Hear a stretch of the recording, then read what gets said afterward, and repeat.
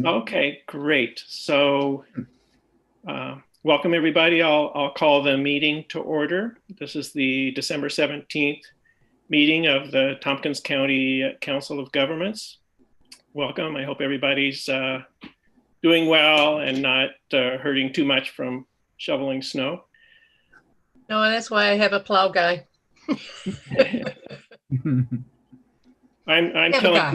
I'm telling people that I'm adopting a let it melt policy.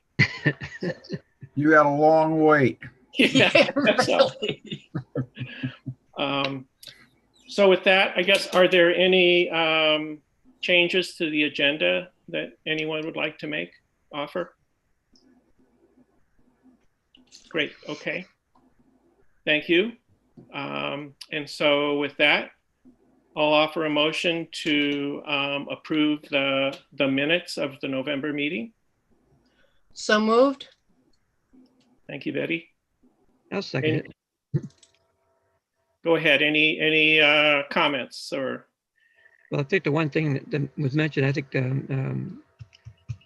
has been taken care of. So I think we're good now. Right. Okay. So yeah, we did let Katrina know about one small change of identity.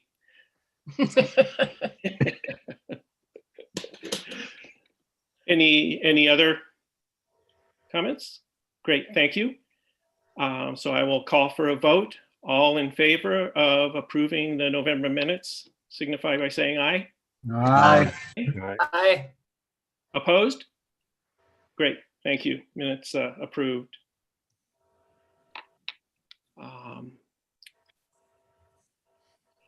Next on the agenda is the report from county administration.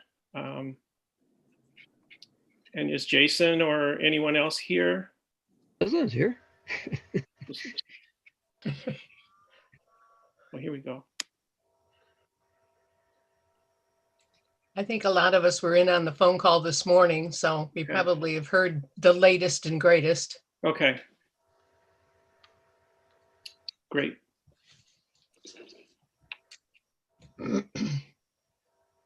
So with that, I'll move on, and I will. So now we are scheduled for a report from code enforcement, and so I think Mr. Mosley and Mr. Potter are going to talk to us about some ideas for changes to or improvements in code enforcement. So I will turn it over to them and thank them for coming to talk to us today. Good afternoon. Thanks for having us. I believe, and hopefully I'm not mistaken, Mr. Potter is not with us. He informed me after I sent the invite to him that he wouldn't be able to make this meeting. So I will go it alone and try to convey what was discussed. So the county has met as a whole probably for 5 years for code enforcement, at least once a year. Started with assessment department. It's a valuable meeting once a year to see how we can all collaborate with each other and talk with other county departments as well and other municipalities and just see what we're all facing. 2 items came out of our meeting this year, and one of those items is possibly transitioning the addressing from municipalities to the county. My understanding that the county GIS department will actually take over the addressing in 2021. So Greg Potter's division will be in charge of that. And they have a program associated with that that deals with the GIS point system. Once a municipality issues an address and it goes to their department, and they address it there, which is reflective in the emergency 911 system as well, if I understand it correctly. Mr. Potter also said that the municipalities as a whole did not have to collaborate together and all at the same time relinquish their rights for addressing. And each municipality can make their own decision. But I would advocate that all the municipalities in Tompkins County do relinquish their addressing rights because it would give some consistency across municipal boundaries. Sometimes when you cross municipal boundaries, the numbering becomes a little messed up or just is not reflective. And sometimes it confuses the emergency responders and delays their time. So it would just provide an added level of security for those systems to occur. You'd still be in charge of road names, so that doesn't go away from the municipal standpoint. So you'd still have to address the actual issuance of a road name when it's developed, or private road names, public road names.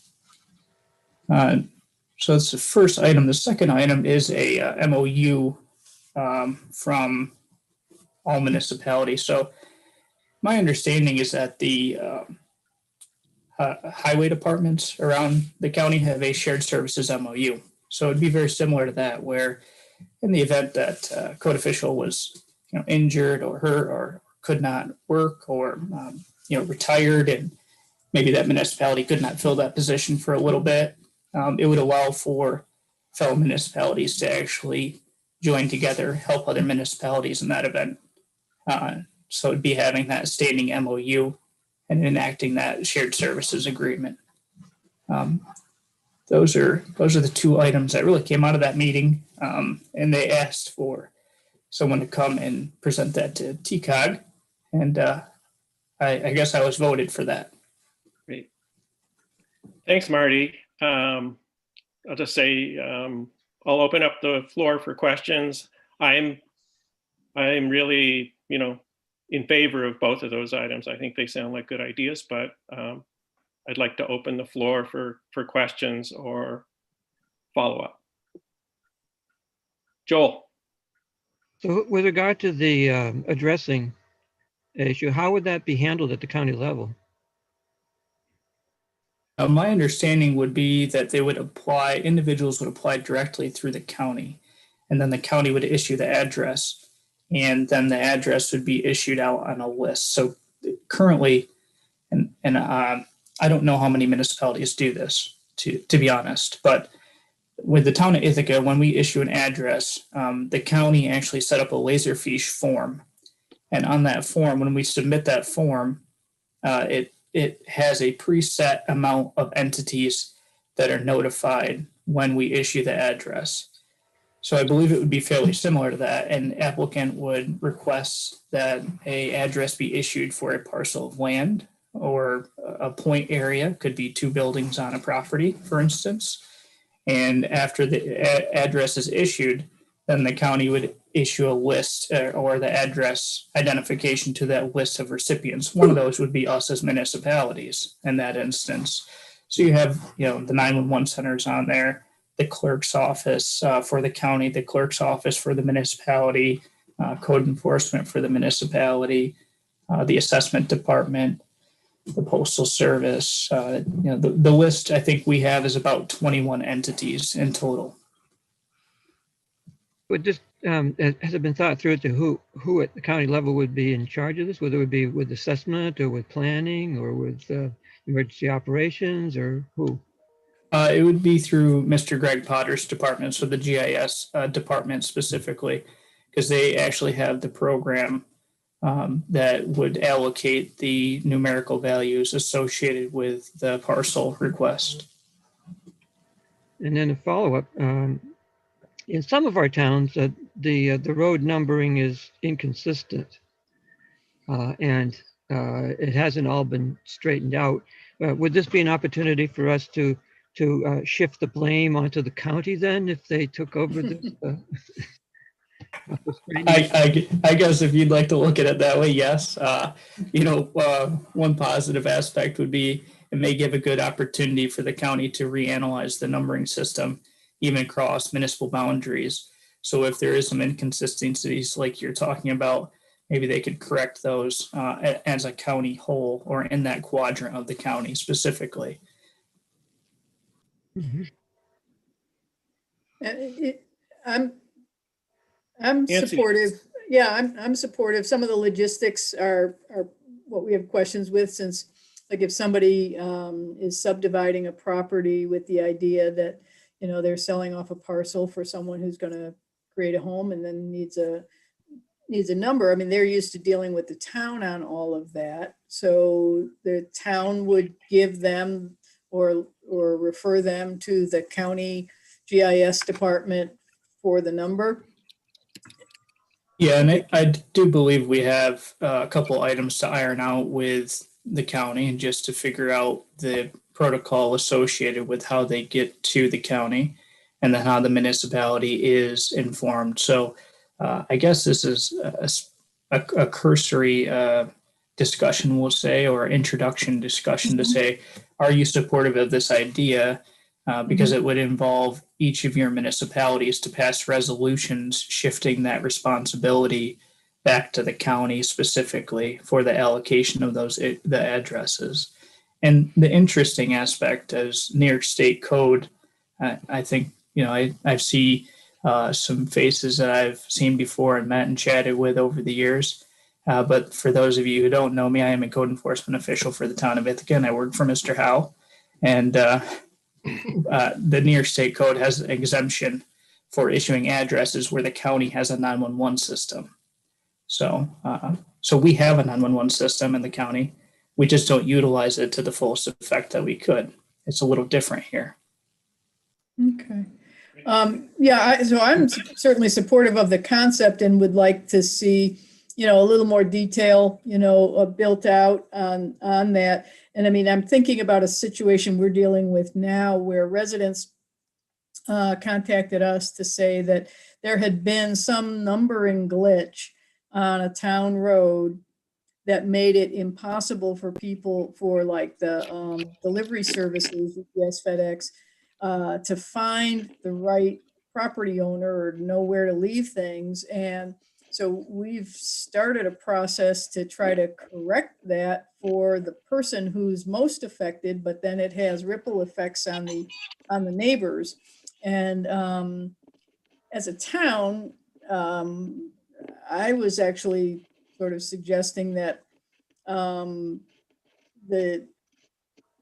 little green address markers that are used by emergency personnel, that we would sort of, for the people who are inadvertently affected by one person's change, offering to say, you're going to have to go through the inconvenience of notifying everybody in the world about a new address. And so if what we can do is give you a new green sign for safety purposes, that would sort of be our gesture to offset that. So I guess part of, if you're going to put some meat on these bones, I guess the question would be, occasionally these mistakes are identified and they typically ask towns to correct them. So figuring out how that would be rectified would be good. Thanks, Nancy. I think Martha has a question. Thanks very much, Mark. Mine is a different topic about code enforcement, so I don't mean to interrupt this part of it. So if you want to come back to me when you finish the addresses. Okay, that sounds good, Martha. Thank you. Yeah. Rod? Oh, I was just going to say, Nancy was sort of going down this path already. Marty, I'm glad that you were able to participate, even though your colleague wasn't able to join us today. And I thought today was really just to kind of get a heads up for, are we interested in further exploration or not? So I'm definitely, from the town, interested in both. Yeah, the MOU would also, be useful from our perspective. I'll just say for us in Caroline, as it is, we frequently are reaching out to Catty Ann Campbell for help anyway. And then earlier in the year, Joel and I had a discussion about this exact issue about rectifying some apparently irreconcilable addressing issues on a road at the border that goes from Caroline into Danby. So I'm also supportive of this and the MOU proposal as well. So. And before we leave the MOU, I'd like to say one more thing, is that we actually At in the town of Ulysses, when our code officer went full-time with the village, he was a shared position, he went full-time with the village. We had a little hiatus and the town of Ithaca was very gracious in being able to provide an officer to us that to backstop, and also ended up helping with some training for our new code officer. So Marty, it's actually nice to see your face. We had many phone and email chats. So it is valuable to have an easy way to do that. And I certainly, our small town benefited from getting some help from the town of Ithaca, and we appreciate it. Would it help if for TCOG to ask the municipalities to express their interests?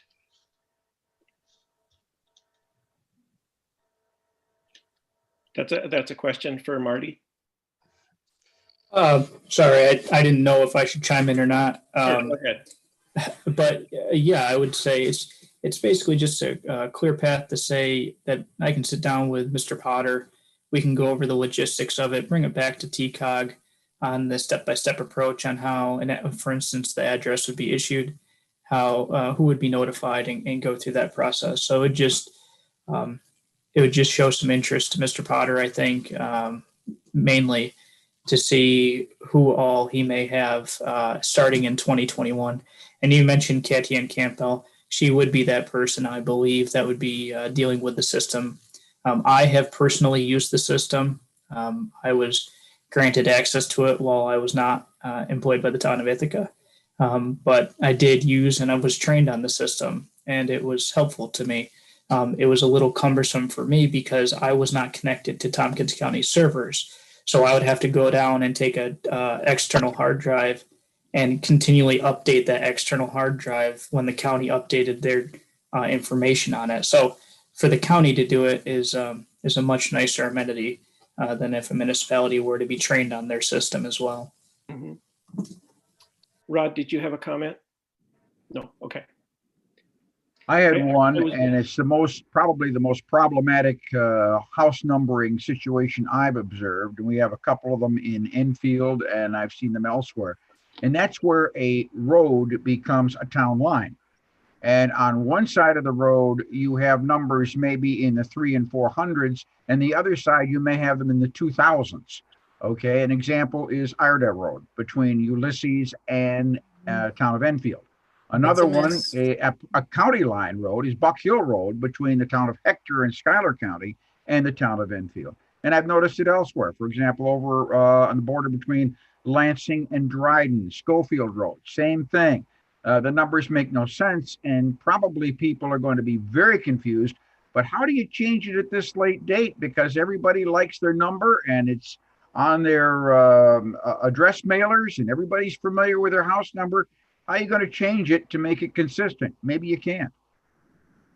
And I don't have an answer for you on that, to be honest. What I do have an answer for is moving forward, at least, we wouldn't fall into these same situations where we may be able to improve that situation, where we don't end up with those high numbers on one side of the road and low numbers on the opposite side of the road.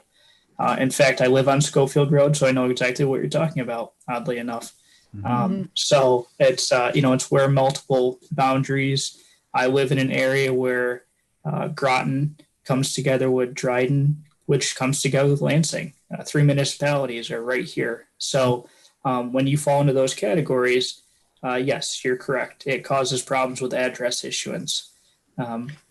But just to clarify, Marty, you're not talking about, I mean, the proposal isn't to completely renumber everything in the county. It's just going forward from here. If a new number needs to be assigned, it would be assigned through the county, not the town.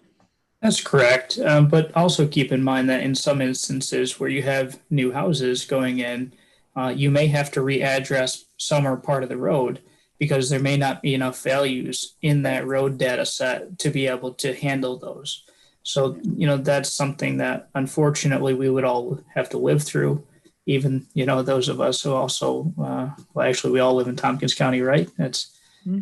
So that's what we would live through ourselves sometimes. Not always fun. We at the town, I think a year and a half ago, went through some address changes, and people, weren't always happy, especially when they could not get their Amazon packages or their mail. It's very important. And it's a life-changing event to change your address. Mhm. Okay, thanks. So I'm wondering if the previous suggestion was that it would be helpful if we offered a resolution today from TCOG supporting these two proposed initiatives.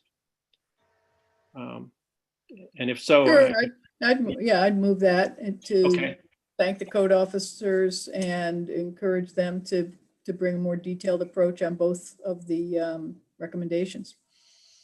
I'll second. great. Thank you. Any further discussion? Didn't Martha have a comment on the MOU? Yeah, I wasn't sure if it was for that or not, but No. I do want to hear from Martha if that's true. So Martha? A different topic about code enforcement. Okay. So I'll go ahead and call for a vote on the resolution just offered by Nancy. So all in favor Aye. Aye. Aye. and opposed? Great. So that's unanimous. And thank you. So now, Martha, go ahead, please. Thank you, guys. Marty, this is really interesting. I wonder if this can also, moving forward, can build on the address database that the ITS department put together for the census.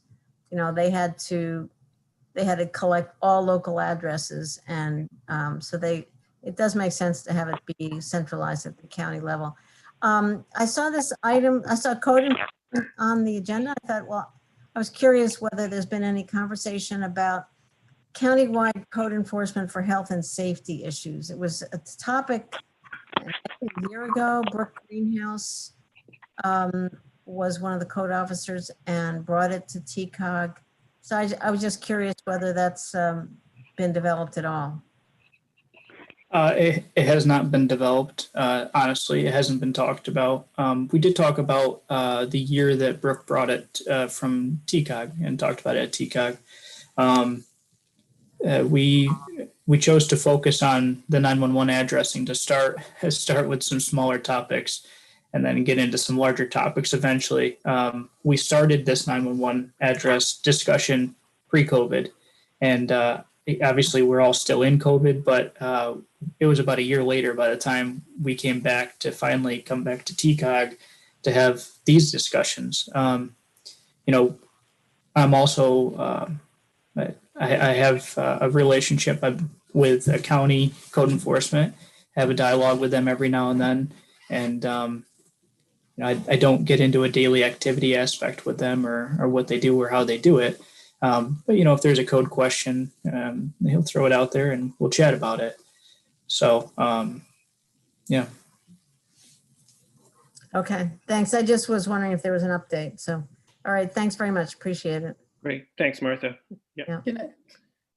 May I do one more? Yes, please, Nancy. Segue from Martha's general question.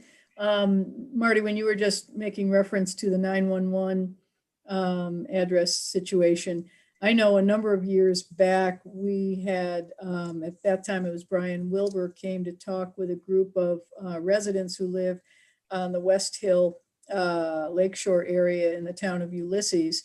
And one of the capabilities of the 911 system appear to be that they can enter notes about a property, and especially on lakeshore properties where people are entering through one road and then it splits off and they're all privately known, and there's maybe just a little wooden arrow, and all of that, could really make a difference in terms of having clear notes, or whether you can even get an ambulance down to the location so that, the emergency people know what kind of equipment can access the house, or whether you go in the front or the back or whatever.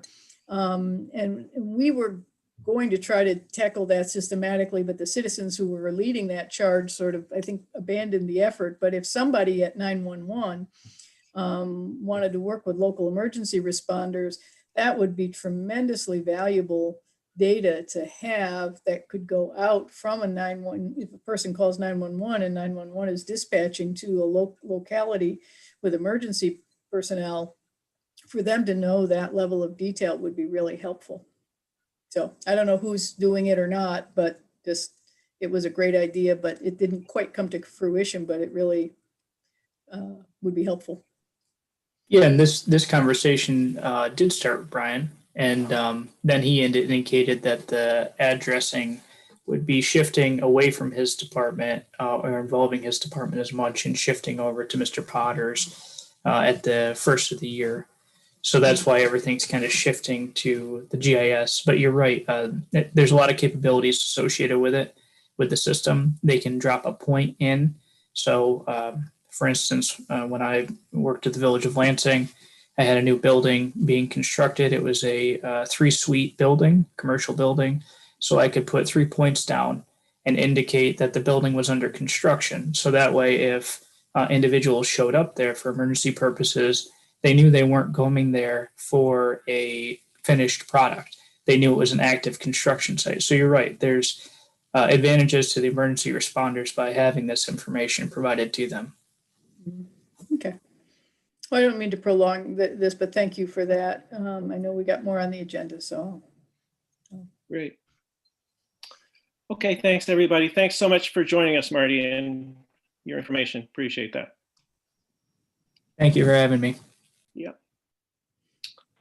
All right, next up on the agenda are the subcommittee reports.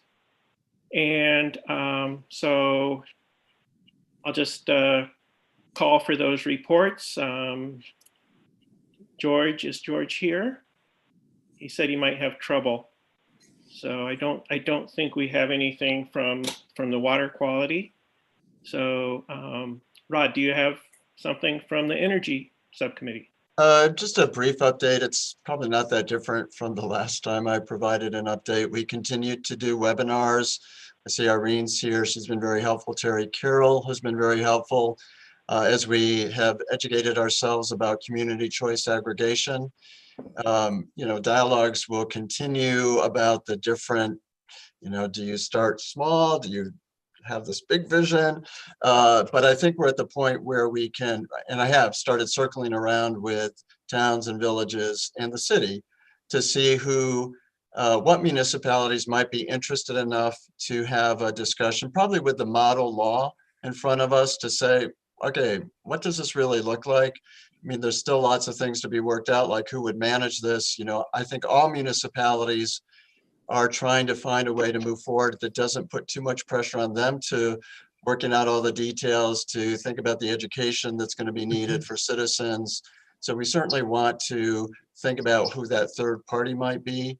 But I also think it's time to see, so we don't just keep spinning our wheels, what and a number have expressed interest in at least having a conversation. So probably in January, I'll schedule a Zoom meeting with specific representatives of the municipalities who said they're willing to maybe take a next step. I will also just say that Terry Carroll is very willing to go out to boards and make a presentation specifically to each board about community choice aggregation. I think he met with Newfield this month. He's coming to the town in January. So know that Terry is willing to come and make specific presentations. But my next step is to just schedule a Zoom meeting sometime in January with the municipalities who would be willing to go a little bit more deeply. Great. Thank you, Rod. Follow-up questions for Rod? So I'll just, so that sounds great, Rod. I like your idea of moving things forward and considering starting discussions around a model law and moving that forward. So I think that's great. I'll be discussing that with Irene and my board, and I think Carol, I'm pretty sure Caroline's interested in that. So thank you. of course, everyone has expressed interest that we're talking about green energy and with a goal of reducing energy costs. So, and of course, there's still plenty of questions to be answered, but this seems like a good next step is to start having more serious conversations among the potentially interested municipality. Yep, great. What about Paul Rod, can Fenn? you? Oh, go ahead, Joel. Like to say, what about Paul Fenn? Because we were going to meet with him early this afternoon, but we got. Yeah, he wasn't feeling well, so we'll reschedule a chance to have a follow-up discussion with Paul Fenn about 3.0 in January. But I see this, I think these are sort of separate discussions. Whatever we're talking about with municipalities now isn't taking anything off the table. It's just trying to start moving forward. Mhm. Great. Irene? Rod, I'm just curious which municipalities you've spoken with, or whether we could get some showing of hands or interest from the folks that are here, or Sure. So I who's know, interested in a deeper dive. I've been assuming Caroline will be interested, but you guys can get back to me. Joel has expressed, I think, Joel, you expressed some interest in I being. did, and I brought it up at Monday's meeting, and the board is very much in favor. And in fact, Jim Hollahan, one of our board members, is interested in being on the committee to help draft the legislation. And so Rorden said the village is interested in having a conversation. I know that we're having conversations with the city. Terry and I are going to the city's planning and economic development committee, I think next week. And then I think it's on one of the city's agendas in January to see if the city might be involved. Who else? So there's Newfield's interested. Oh, great. And the Ulysses may be, but this is an area clearly where Liz had been very actively and up to date, and it's still I'm on a learning curve. And so I think and we're going to have a new town board member in January. So I think we're going to use some of the information that Rod and Terry have provided and sort of ask for another little orientation on what it might mean for us before we're ready to commit. But I think it's the kind of thing that we're generally interested in. Cool. Very good. Great. Ronnie, any idea Village of Lansing?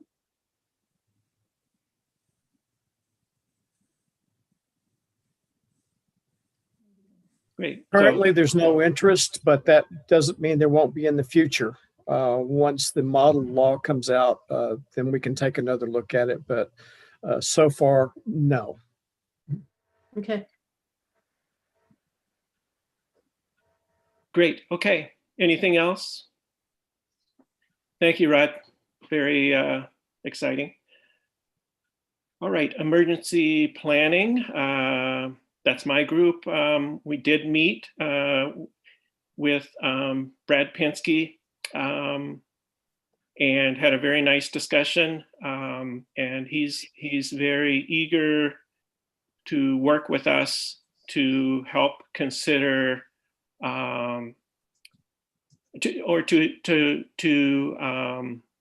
foster discussions with fire departments about their needs and how we can help them, and possible sharing or improvement of services and things like that. So he's given us a brief outline of suggestions and is willing to engage with us to sort of consider or to create a plan for how we might do this in a constructive manner in 2021. So I'm excited by that. He thinks there's potential for making constructive progress. So, Joel. Brad? Joel? Who's Brad? Sorry. Brad Pinsky. Who is Brad Pinsky? Brad Pinsky? Oh, so his name is Brad Pinsky. He's a firefighter and a lawyer who is versed in fire contracts and emergency services. I know he's worked with Rorden in the village of Trumansburg. He presents at the Association of Towns every year on fire contracts and ambulance services. So he's very knowledgeable about emergency services. So, and I don't know if Rorden or Irene are both on this subcommittee, if they have anything to add, welcome to.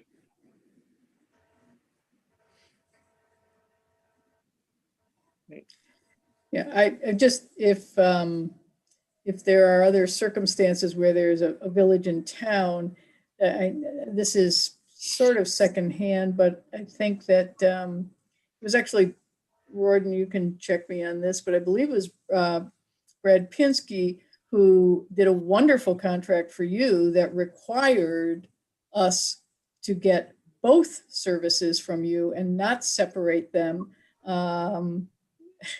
and still have to pay for the same cost if we were to separate out one from the other. So it was very advantageous for you, but I don't know if that, I don't know exactly sort of the vision or the shape of it is.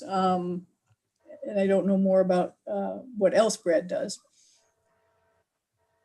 Yeah, this particular conversation that we had with Brad at on the subcommittee had more to do with, it was actually something Beth McGee had brought up when she was still supervisor in Enfield, has more to do with towns that have town fire companies and the contractual relationship between the town government and the town fire companies themselves, because the laws are quite different there than, for instance, with a village fire department and a fire company. So that was kind of the genesis of this desire to have a conversation with Brad. Was some of the things that he had been helpful to Enfield with respect to their contract with their fire company a couple of years ago.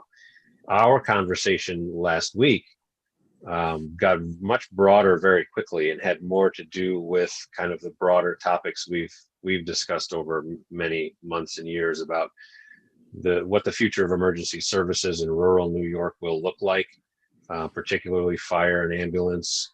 What municipalities can do, if there is anything municipalities can do, what efforts counties and coalitions of municipalities like TCOG might be able to do.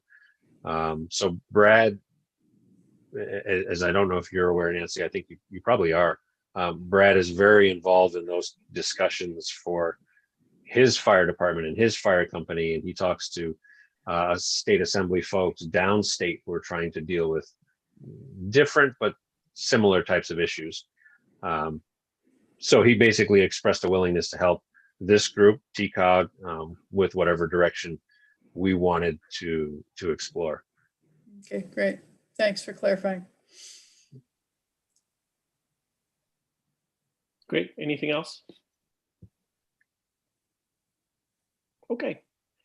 Next up is the Transportation Subcommittee. Bob, do you have anything for us? Yes. I want to report on a meeting we had a week ago. It was on the 9th of December. It was the meeting of the TCAT Transit Committee, and it's the most important thing probably that's happened since our last meeting. And they got problems, okay? And it's not their own doing, it's COVID's doing. And ridership is down, and they are facing a big financial gap. Matt Yarrow of TCAT made a presentation. He predicts a potential $3.5 to $4 million deficit for 2021 for their service. Ridership, if you use 2019's ridership as a baseline, 2020, it's only about 70%.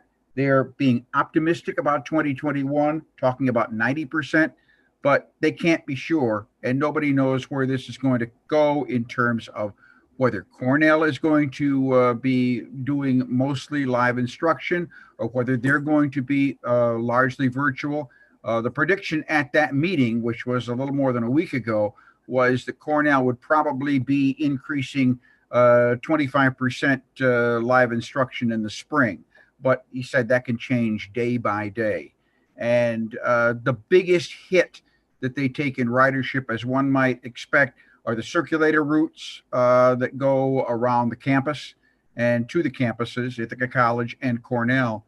And there, the rural routes aren't really being affected all that much. Ridership may be down a little bit because more people are working at home, but there are so many things in a state of flux right now. They're talking, of course, they cut back service in the fall. Matt said it may cut further in the spring. They don't know, but there may have to be some further service reductions because of the need to, conserve resources. And as they also said, they don't want to be traveling around with a whole lot of half-empty buses. It doesn't look good. It doesn't return the dollar on the investment. And so lots of things up in the air, and it's a troubled time for our municipal bus service. And I guess that's where it stands right now. Thanks, Bob. Mm-hmm. Any questions for Bob or follow up on TCAT? Yeah. Is there, how are they going to deal? Actually, I did have one. It's not for the Transportation Committee per se, but about TCAT. I know that they were doing a survey a while back, and I don't recall if it's been tabulated or circulated, but I lost track of it. Do you know? It is in process, but it hasn't been finally released yet. I don't know what the timeline is on that, but it is being worked out, but there were no statistics presented at the meeting to detail that. Okay, great. Thank you. Anything else? Yeah. Bob, how is TCAT going to deal with that shortfall? Do you know? They aren't quite sure. Of course, they're hoping that maybe money will filter down from the feds on this. But again, everything is so uncertain up until this day. We don't know if there's going to be another round of subsidies and whether anything's going to come down for state and local governments. That's still very much undecided. But they are thinking, first of all, they've got to economize themselves, but that's not going to close the gap.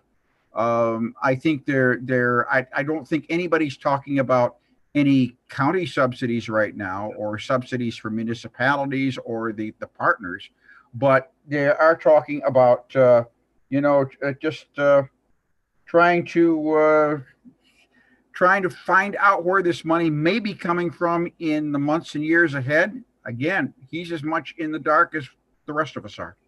Okay. Did I see a hand up or not from anyone? Okay. Great. Thank you, Bob. I've got a quick question here.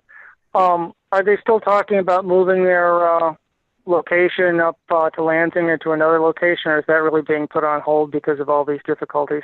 That is being put on hold until we figure out, among other things, how we're going to close that funding gap.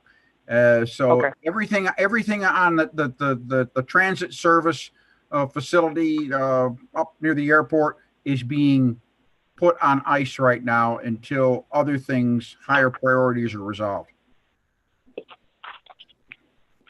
That makes a lot of sense. Thank you. Mm-hmm.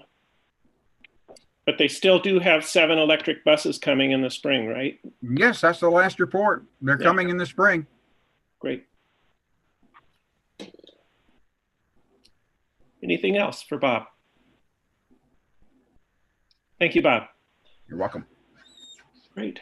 So now we have on the agenda the discussion of formation of a broadband committee. And so I will open that discussion. I think this centers around the initiative from Anna Kellis and Katie Borgella and others for the Southern Tier Network proposal to develop that is going to happen, that is happening. And so the proposal was to have a subcommittee from TCOG that would that work on this effort or assist with this effort. So I will open that discussion. And Joel. Well, if we're looking for people who want to be a part of it, I certainly would like to be a part of that subcommittee. Okay, thanks, Joe. What was it? That was Joe. I think Rod. Well, I think Joel had his hand up first. Joel. Okay, Joel. I was going to say only that Anna provided basically the template for doing this when she made a proposal with the county of having it be a committee formed by TCOG to work with the whatever planner is assigned to work on this project. And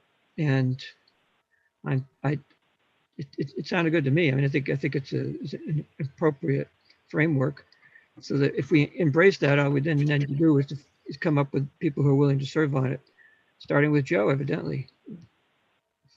Yeah, I'd be willing. Mark also. Great. I'd be willing as well. Okay, Bob. And Mark, Rich DiPaolo has agreed to be the representative from the town of Ithaca. Okay, thanks. Yeah, and I think I think we would have a representative too. It might not be me, but the chair of our planning board's interested, so that might be a possibility. And at one point, I had heard a potential structure of an advisory group comprised of the people who were contributing, but I don't. There may be interest beyond those who are contributing, but we plan to contribute. So I think that was proposed. I agree. I don't know.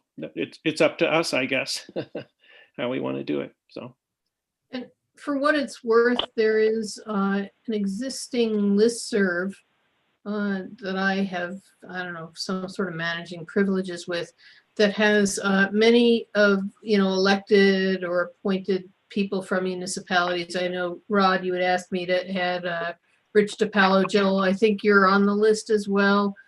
Anyhow, it's got a bunch of electeds from different municipalities and also community members from municipalities who have not only interest in the issue, but many of them, it seems, have various realms of expertise that could be helpful. So as you identify people who are interested, let me know and I'd be happy to add you to the listserv. okay. And I think Sarah Schnabel from Danville would certainly be interested in being. Yeah, Sarah, I think, is on the list, Joel. Thanks. Mm-hmm.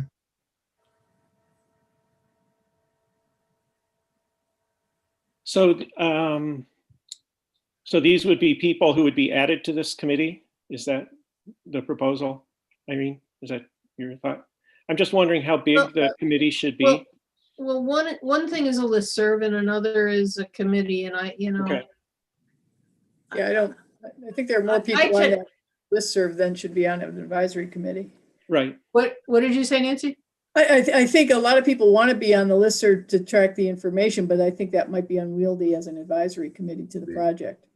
Well, let me offer a little bit different perspective, which is that I think that people sort of self-select the level of engagement they want to have.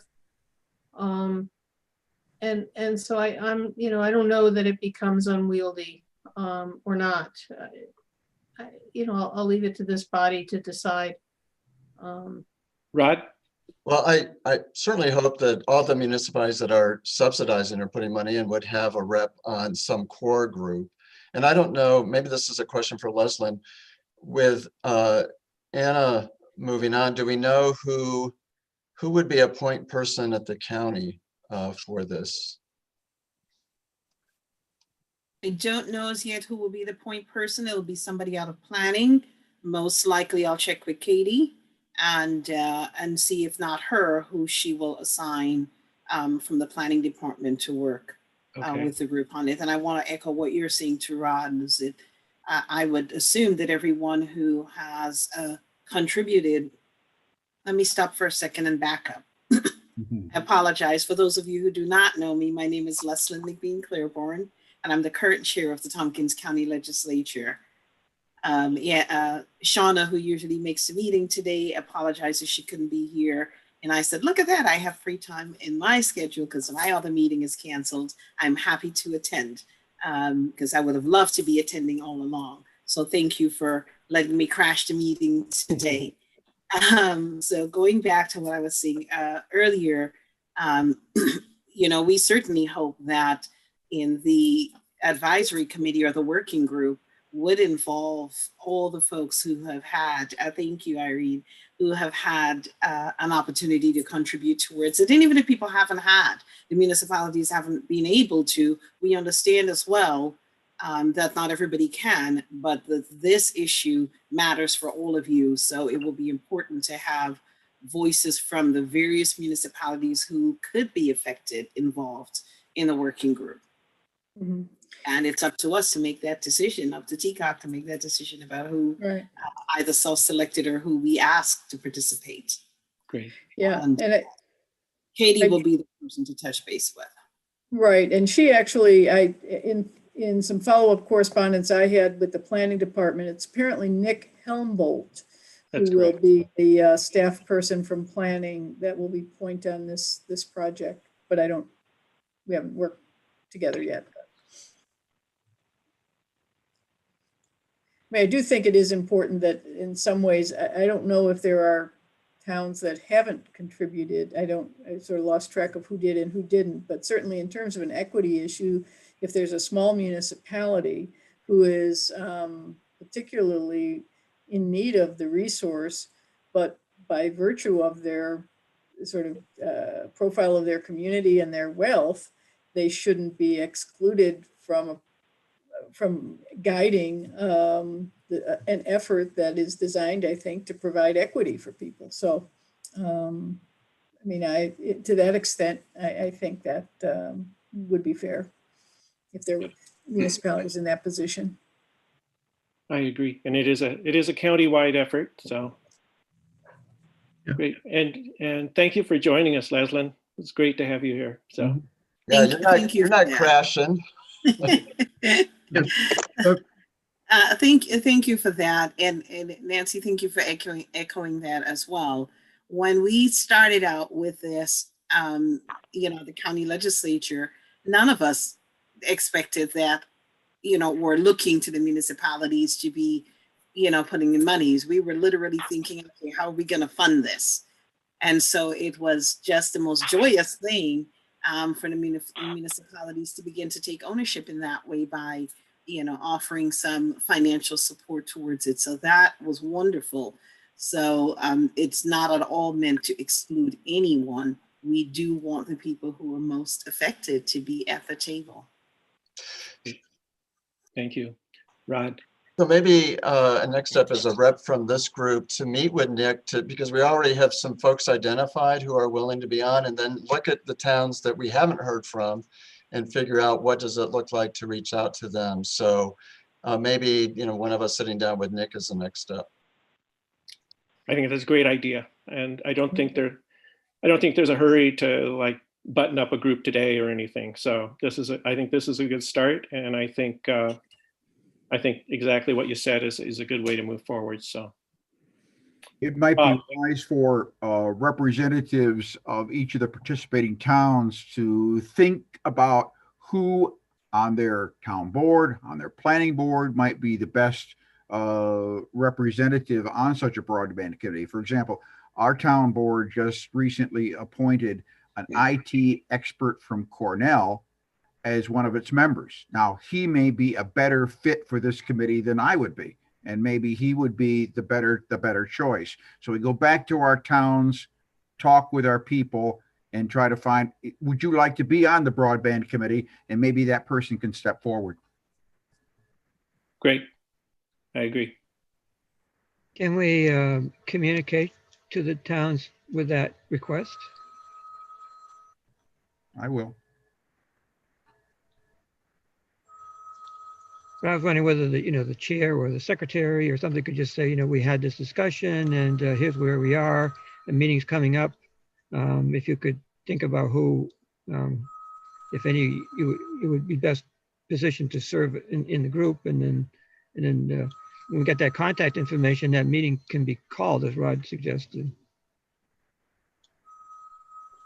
So, so you're suggesting that that I offer a resolution to ask members to do exactly as Bob suggested. Is that right, Joel? Well, I'm wondering whether, as an institution here, whether we have the mechanism internally to say, to reach out, to say either through the secretary or through the chair. Sure. Each town to say, we had this discussion in the TCOG meeting, and where we're going with it is, the group is forming, we're looking at members, and as soon as we have people identified, a meeting's going to be called with the county point person, Nick Humboldt. I think that's always counting on who's here to get the word back, Yeah. Nancy. I mean, I think that that's a really good sort of action step to come out of this discussion. But I also think that what Rod was suggesting is something separate, and I think that would be really valuable too, is that who maybe from TCOG is willing to be our point person to have an initial conversation with Nick, so that when the municipalities have identified their people, sort of how that group comes together, its scope, and how it relates to either input on or control over, depending on how it all unfolds, the broadband study, because I think Nick is the point with Southern Tier Network on getting that done. So I'm not prepared to be that person, but I think Rod's suggestion was a good one, that if there was somebody from our group, sort of like parallel paths for the moment, an initial outreach to Nick, let him know how we're coming together, get thoughts on what might be both useful and possible while we're identifying members to fill whatever role that gets shaped. But I don't know. I can hear that in Rod's suggestion, but I like it. Yeah, Nancy took it much farther, and I love where she took it. So Yeah. I think it's easier for people to say yes if they know, well, what would my role be on some advisory committee? So if a discussion with Nick starts to spell out, what does that look like? I think it helps. Be helpful, yeah. Okay. Next question, though, begs the question, who would that person be? Since Nancy says she didn't think it should be her. Well, then aren't there, somebody on this said that there probably be the representative from their municipality? We had Irene and Bob both spoke up. So I think what I'm hearing is that if you're willing, Rod, to go ahead and you would be the point person to reach out to Nick with this subgroup of people who have stepped forward at this point to begin the initial discussions about what participation, what the responsibilities and expectations would be. And then separately, we can send out to the listserv a solicitation to municipalities that we're doing this and that we're looking for representatives from each member municipality. Sure. I probably wouldn't see myself as the ongoing rep from TCOG because, Rich DiPaolo will be the one from the town who will be on this committee, but I can at least set up an initial meeting with Nick and Irene, and who else did we say? Bob Lynch? I don't know. I was offering that I could be that person, but. Okay. And that'd be fine. That'd be great, Irene. So maybe I don't need to, Irene, are you willing to reach out to Nick? Do you Yeah, know? I'm absolutely willing to. Yeah. Okay. You know Nick? I don't, but it doesn't stop me from reaching out. You know where to find him. Yeah. Okay. Okay. Thanks, Irene. So that's great. So. Great. Okay. Thank you, Irene. So I think we have a plan in place. So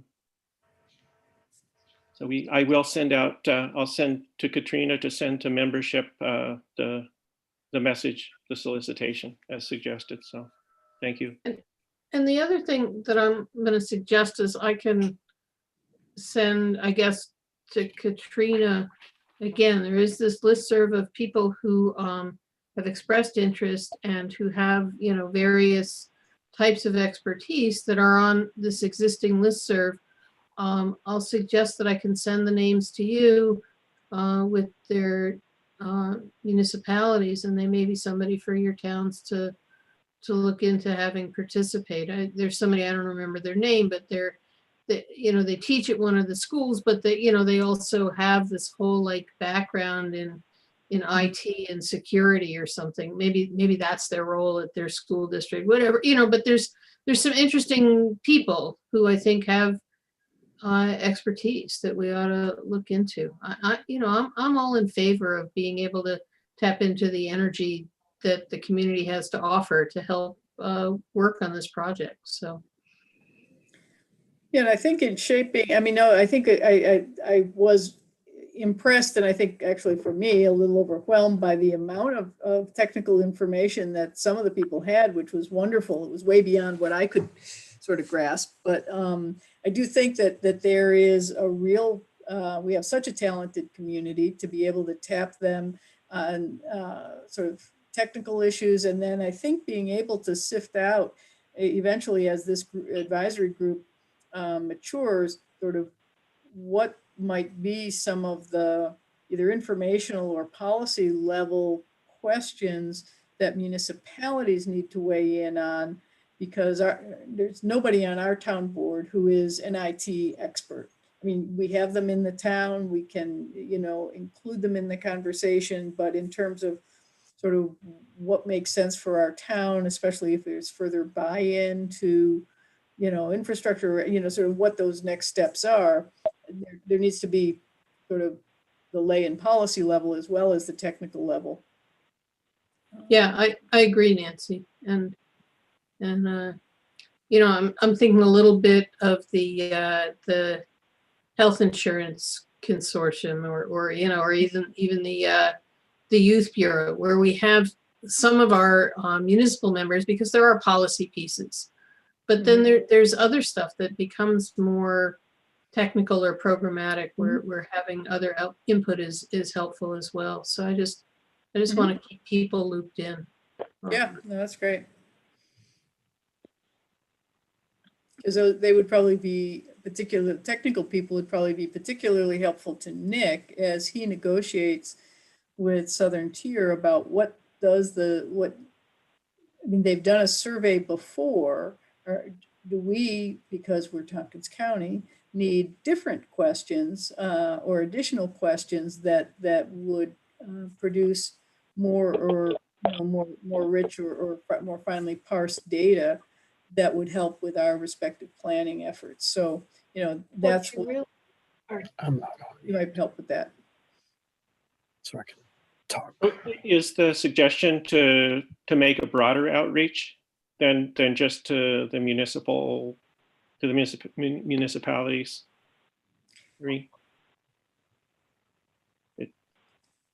That is not what I was suggesting. What I was Okay. suggesting is that I could offer the names of the people who are on this listserv to Katrina to send out to all of the municipalities, so that as you think about who you want to appoint to this committee, you'll see, who may be available from your community that would want to, have be part of the committee.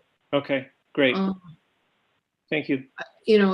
I guess, my inclination would be that, that I get it as to why we want to have, somebody who's elected or appointed or, familiar with policy stuff to be part of it. But maybe have, one person of that category and somebody who else, who brings something else, so that there's, a little bit of cross section to the committee. No, I'm comfortable So with maybe that. One elected person and one technical person, or or one elected / appointed and one other person, or I don't know. And I'm just suggesting that we not try and get too pigeonholed. I know we always struggle with that we all have a lot of work on our table, and I'm suggesting there's ways to address that by, we have a willing pool of people who are interested in this and I think willing to dig in. Yeah, no, I get it. I'm thinking about manageability mainly. And so I think I don't really care in my whether, I mean, I don't think it's that important whether they're elected or not, if they have, you know, if they have a skill set that could really contribute to the effort. So great. That's Well, the question I would have is how big a group do we want to assemble? Because, you know, we can assemble quite a large group if we have a couple of people from each municipality. That was my, yeah. Thanks, Joe. So I mean, if we just made it so that it wasn't, you know, so that the person could be an elected representative or not, as representing each municipality. Well, yeah, I guess I don't worry so much about manageability. I think that people will self-select in or out. If they don't have a lot of time to give, they're not going to be coming to a bunch of meetings. Joe?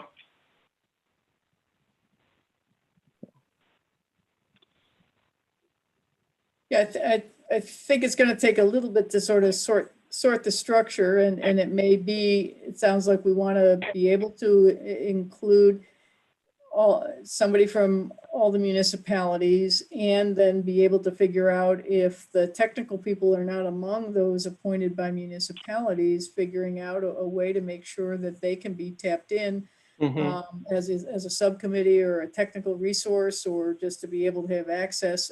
So I don't quite have the structure in mind, but I think that it certainly is advantageous to tap all the talent we can while still trying to have a manageable size group. But I don't know what the what's just the right size. Yeah, I don't have that figured out. Yeah. Well, I agree with that. Having I completely agree as well. I think having the technical people at least looped in so that they know what's going on and can plug in whenever something comes up that specifically they feel like their expertise would be of value, contributing to conversation. Somehow having them made party to the process from the get-go would seem to be a strong plus, even if they're not appointed as or named as a member of the working committee.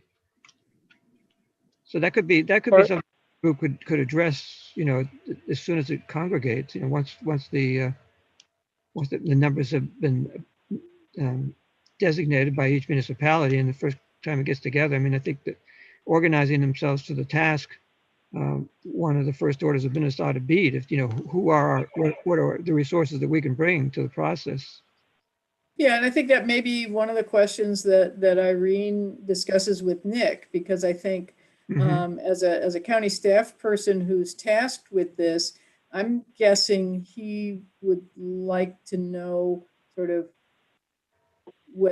how much of a hydra he's dealing with in terms of being responsive to many different people, or appoint, whether it continues to be Irene who can then channel. But I mean, he may have ideas about sort of where and how these other folks can how we can all work together on this.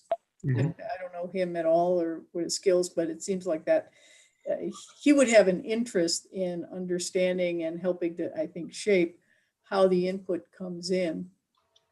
I agree. I think that would be an important conversation. I think each municipality's got to have a pretty good idea of how many people they can appoint to this, and what they can appoint, they can use as their pool of resources. Does a town board want to appoint its supervisor or its council person, or would they rather have a technical person who's just a citizen of the community? And how many people can they appoint? Can they name one? Can they name two?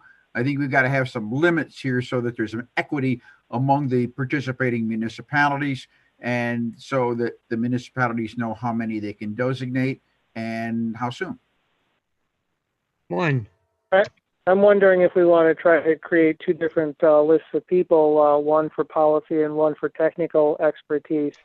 because then we can pose questions to each of those groups depending on what the focus is. And I think we'll keep people more focused if we don't have them listening through a whole chunk of stuff that they're not really interested in, not really going to do a lot with. You know, my technical people will spend a lot of time talking about numbers and things that I'm not going to be able to follow completely. And then they're going to get kind of waylaid if we're talking long philosophical policy questions. So I'm wondering if we might be able to split it into two different things. It's an idea. Mm-hmm. Yeah. Well, I'll, just not that this is a newsflash to anybody, but I think the policy needs to be guided by the technical stuff. So, right. We can't have completely separate groups that aren't, sharing information. Right. No, they'd have to work with each other, but if they kind of can meet often separately so that they can work through issues, and work them out and then come to the other one and say, here's what we're thinking, and work together at times and work separately at times, that might be a more efficient way and get people engaged in a more detailed way, because they don't feel like they're sitting through a bunch of stuff they don't want to.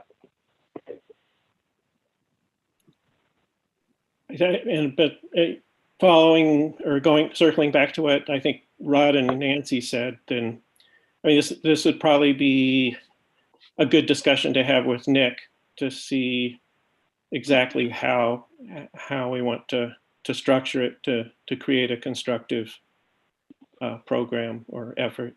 So, okay, I'll start there, and then the folks. Does everybody here know how to reach me? I'll put it in the chat. Because I know Robert Lynch, for example. I don't know Robert. So everybody can reach me. Let me know who you're thinking to appoint from your town. I guess at the next meeting, maybe we should have a resolution appointing, whoever is designees for each town to the committee. Reasonable. Kind of depends on whether you want the town board to do the appointment from each town or whether you want just a recommendation from the supervisor or such. And what the scope of the work is. So that's where, I don't mean to make this more complicated, but I do think if, Irene, if you're willing to talk with Nick and offer us up a framework that includes what the scope of a role would be for the representatives from municipalities, that might be helpful for us to identify Okay. how we proceed. Okay, sounds good. I will do that. great. I like that too. Thank you. Great. So thanks, Irene, for taking that on. Sure. Mark, this is Ronnie Hardaway. Hi, Ronnie. I apologize. I tried to speak up earlier when we were talking about TCAT, but my Zoom application just completely crashed. Deborah Dawson, who is on the TCAT budget committee, asked me to share with the TCOG members that TCAT receives several $1 million in CARES funding, and that funding will be used to offset their operating deficit. Okay. So there is some money coming in, but as usual, there's never enough. Okay. Thank you for that. Great. Good to know. All right. Thank you for the discussion about the broadband committee. We have a plan. And so moving on, next item is TCOG 2021 leadership. So as you know, there are 3 people in the leadership position, and that position begins with a year as the vice chair in collaboration with the two co-chairs. So it's a 3-year stint, where the first year spent as vice chair and the second 2 years as co-chair with 2 different partners as you cycle through the term. And I think Betty accurately described kind of how it works and the responsibilities. The committee meets early in the year with Michelle or Katrina and Jason and develops sort of a game plan for the year and brings that to the membership. And then as far as operation throughout the year, preparation of the agendas is handled very well by Katrina or Michelle. So they put that together for us and get the meeting ready. So that's pretty much it. Do you have anything to add to that, Betty? No, I think this is one of the easiest chairman positions I've ever had. Thanks to the wonderful people down at the county. Michelle and Katrina are just amazing, as well as all the other people in the office. So my term is up.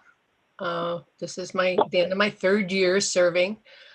It's been an interesting position. I've been on TCOG since its formation, pretty much, representing the village of Groton. So we're looking to replace Joel. Will move up to co-chair with Mark, and we are looking for a new vice chair.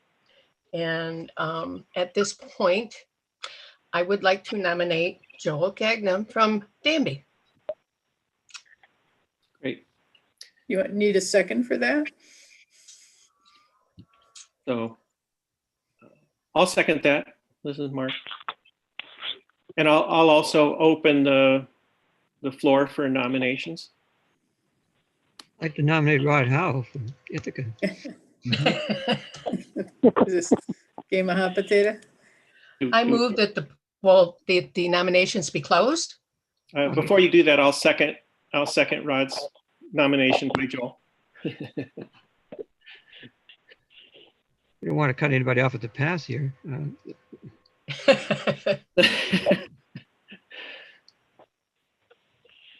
Okay, so I guess Joel or Rod, do you want to offer any thoughts or? Yeah, what's your campaign slogan going to be? Yeah. Yeah, Joel and I actually talked right before the meeting. And I told Joel, if you want it, go for it. But I'm happy to do it. Joel, I think, would prefer if I was willing to step forward. Is that fair to say, Joel? Because, Mark talked to me and I said, Rod would be a really good candidate.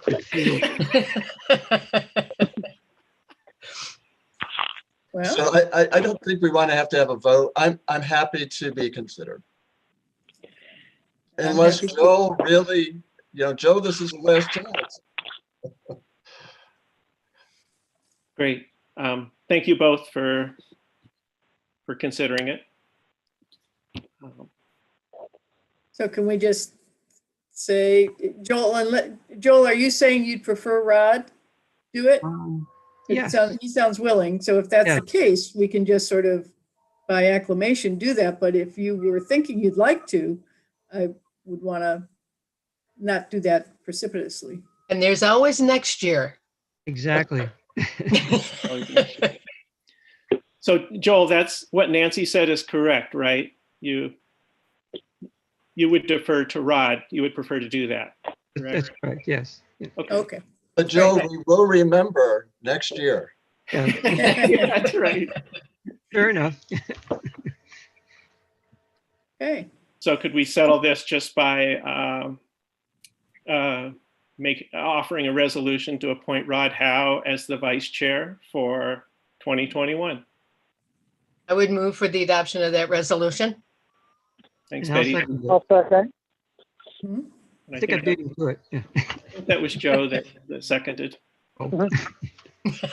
Great. And I'll call for a vote. All in favor? Aye. Aye. Aye. Aye. Opposed? Joel raises his hand. No. Great. Okay. And Thanks, I'm- everybody. Thank you, Rod. I'm Yeah. abstaining. So, thank you, Rod. Welcome aboard. Congratulations. Yeah, congratulations. Okay. Or sympathies. Yeah. Well, Betty, I remember you said it's one of the easiest leadership positions you have. So I'm gonna, It is. It really is. It's a good team effort. Okay. I'm going to need to jump off soon. Do we want to make sure we get to the meeting schedule? Sure. I think we should go there next. So, I actually have the dates if anybody wants them.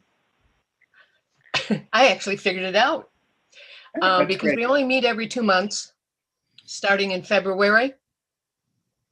So it would be February 25th, April 22nd, June 24th,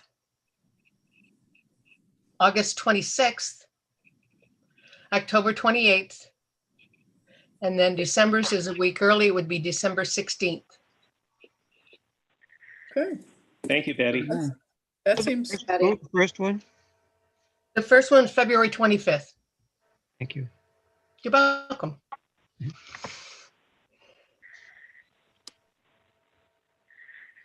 Do we need a resolution on that?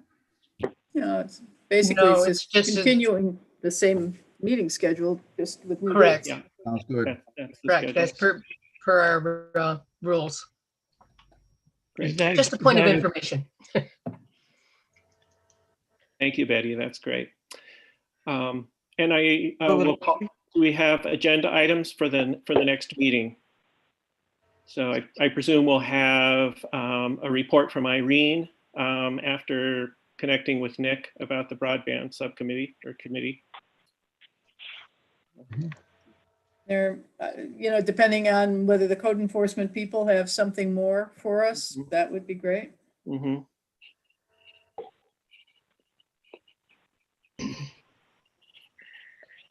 And of course, if anyone has any suggestions in between time, just be sure to let them know at the TCAG office and the information can be passed on to everybody too. Right. Great. So I think we're ready to call for adjournment.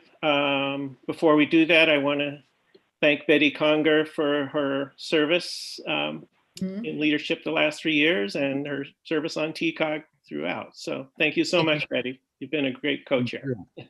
Thank you, Betty.